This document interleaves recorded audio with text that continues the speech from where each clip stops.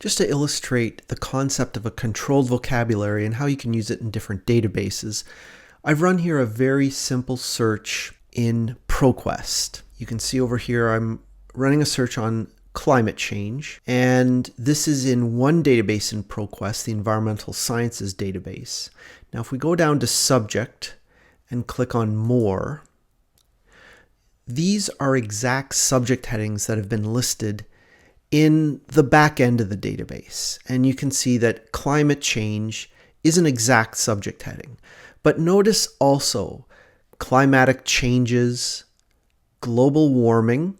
Here's another one that used to be more popular, greenhouse effect, emissions, and a number of greenhouse gases, a number of different related terms that show up somewhere in the record, the individual records in the database. Now, if we hit cancel here, and I'll just take a look at one of these records, you can see these are the subject headings.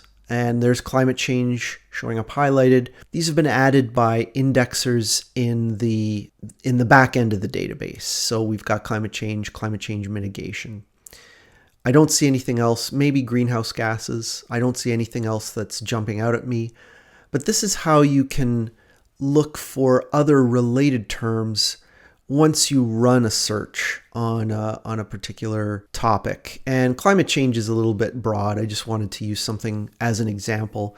But you might find that your own more specific topic, you might be able to do this kind of a thing and find much more specific subject terminology that you can add to your search to broaden the results and get, at the same time, very precise results. Now this is ProQuest. Another database that's really good for this is GeoBase. I had hoped to show you that now, but actually the database itself, as I'm recording this, is having a little bit of technical difficulties. So I'll have to forgo showing that. But GeoBase has an excellent controlled vocabulary feature within it. Scopus is good. Other databases are not so good. Web of Science has good author added keywords.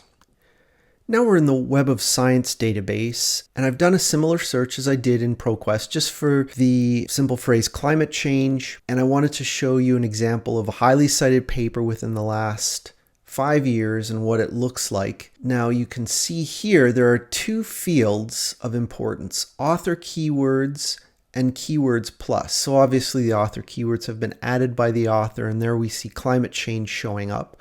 We could click through to see other records using that keyword.